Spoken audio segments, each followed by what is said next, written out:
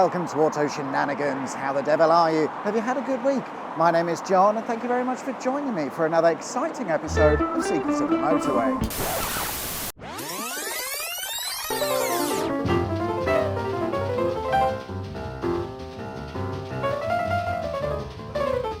Today, I've come down to Bristol, the weed and graffiti art capital of England, but good days out aside, I've come to look at the M32 motorway, which is the only double-digit motorway to start with a 3, and rather strangely, it's got 3.5 junctions. The M32 starts at the Hambrook interchange where it meets the M4. It runs for a total of 4.5 miles before shitting you out not quite in the centre of Bristol. The M32 was built in 3 sections or stages, with the first being completed alongside the M4 in 1966. It only ran from the M4 up to where today's Junction 1 is, and back then it was considered more of an extension of the M4, and it terminated at Junction 1 at a roundabout. At the Hambrook interchange, you might notice a small slither of carriageway that's been left over from the early days. The interchange today has what's called a teardrop design. However, when it first opened, it was actually a full roundabout. At some point, probably on completion of all 3 sections of the M32, the junction was modified to what we see today, and that small bit of carriageway was left behind in the process. Junction 1 arrives not long after leaving the Hambrook interchange, and before the M32's completion, Junction 1 was actually numbered as 19A to follow the M4's numbering system. It wasn't until later, when further sections of the M32 were completed, that it was actually numbered as the M32 and the junction numbers updated to reflect what we have today. For a while, that was it for the M32 until 1970, when the first of 2 extensions were completed, taking the motorway down from Junction 1 to Junction 2. But before you get to Junction 2, you might notice another motorway junction. This junction makes up the half in the 3.5 junctions on the M32 because it's not really designed for cars, despite what it looks like. This rather odd junction has no junction number, and it was opened in 2017 as part of a £200 million project that was started in 2006 by Bristol and the surrounding local councils. This dedicated bus junction only cost £13 million. The remaining money has gone on funding what's called the metrobus, a bus rapid transit system. It sounds a lot more exciting than it is. The plan was to create a system where buses would be able to travel around the Bristol city area without interference from traffic, using a combination of segregated busways and bus lanes. Where this wasn't possible, buses would be given priority at junctions and generally make a nuisance of themselves. There are 3 routes on the Metrobus system, and the one that we're looking at is the M3 route, where buses will be allowed to join the M32 motorway as part of an express service. By going on the motorway, the buses will be able to bypass some of the busy Bristol suburbs, and they'll be able to arrive in the Froome Vale area of Bristol in record time. Interestingly, you'd think that the environmental groups would be well up for all of this.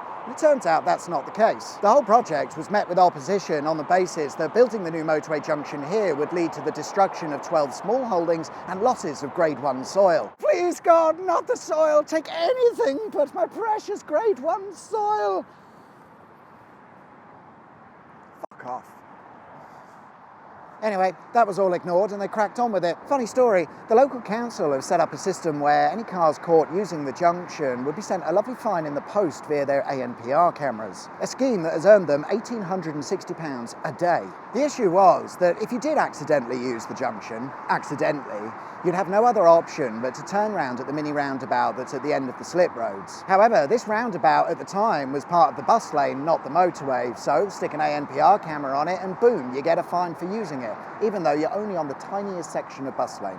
In 2018, many motorists who had used the junction accidentally found themselves receiving refunds from the council after a court case had ruled that there was inadequate signage and an improper junction layout. The council didn't turn up to the court case. Overlooking the bus junction and the M32 is Dower House. An impressive building that used to be home to, and I'm quoting here, so sorry about the terminology, mentally defective children. It opened in 1909 as Stoke Park Colony, and Dower House itself was initially used as an accommodation block for up to 90 residents. In a short period of time, the Stoke Park Colony expanded from its initial 90 residents up to over 400 by 1911. By 1935, the site had over 1,500 residents, or as they were known back then, mentally defective children. In 1948, it was renamed as Stoke Park Hospital and it became part of the newly formed NHS, where it continued to operate up until 1997. Most of the original buildings have been demolished to make way for a housing estate. However, Dower House, the original hospital's chapel and clock towers still remain in place to give us a nice reminder of what used to occur here. But the question is, what did mentally defective actually mean back then? Well, it turns out we had a slightly different attitude in the first half of the 1900s. Allow me to read a couple of extracts from a document I found that can only be described as the terms and conditions as to whether you or your child is a complete nutter. The work of education authorities, boards of guardians and others on behalf of mentally defective children has revealed the fact that certain mentally defective children are unable to benefit by the ordinary means of education and require custodial care. It is for these children that Stoke Park Colony and other institutions for the mentally defected have been established. They might be described as mentally defective children living in very bad homes. Mentally defective children whose regular attendance is just not possible to secure at a day school. Defective children, sometimes known as moral defectives. So basically, if your parents are a little bit questionable, you play truant or make a poor choice as a child, you're going to get chucked into a mental hospital. Those were the days, hey. Imagine if your child annoys you could just fuck them off into a mental hospital. Jobbed. There's another structure just across the path from Dower House that also looks down on the M32. And it's this. The 230-foot-high Purdown transmitter tower. It was built in 1970 to transmit BT's microwave network, but today it's used to transmit radio and mobile phone signals. You can't miss it from the M32, or most of Bristol for that matter, and perhaps that's why Bristol City Council recorded this as a valued landmark. I'm guessing that's similar to being a grade-listed building, but not quite as good. Don't know. The site the transmitter tower was built on hides another secret. If you'd visited in 1939, you'd have found a selection of massive guns here. It was called Purdown Camp back then, and it started as a temporary heavy anti-air artillery site. It was very quickly made a permanent one in 1940 with the installation of 4 octagonal gun pits. Between November 1940 and April 1941, Bristol suffered losses in the region of 89,000 buildings and 1,300 lives. In 5 months. Perhaps unsurprisingly, they extended the site in 1943 with the addition of 2 rectangular gun pits that could house an assortment of different weaponry. Purdown Camp was one of several sites that had been built surrounding Bristol in an effort to protect whatever was left of the city from the remaining enemy forces. The remains of the artillery site are still in place today.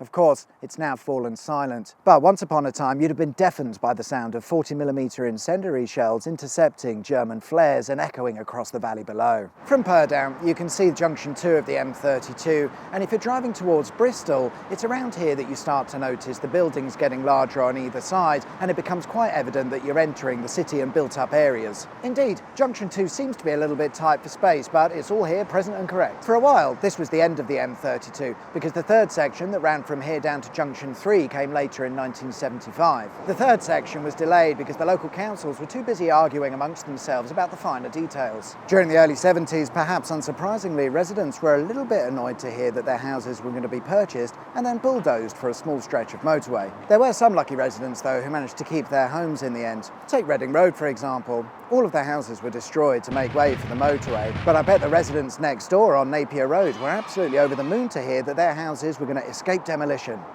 They now get to look at this every day.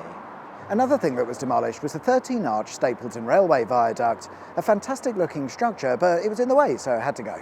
And take a look at this lovely countryside scene. No, gone. M32, please. However, the farmhouse is actually still there, just up by Junction 2. And before you know it, we arrive at Junction 3 and the end of the M32. Junction 3 is in quite a built-up area, and there's not really a lot to see here, I'm afraid, of course, other than the obligatory Bristol graffiti, which is everywhere. However, the story of the M32 wasn't always going to end here.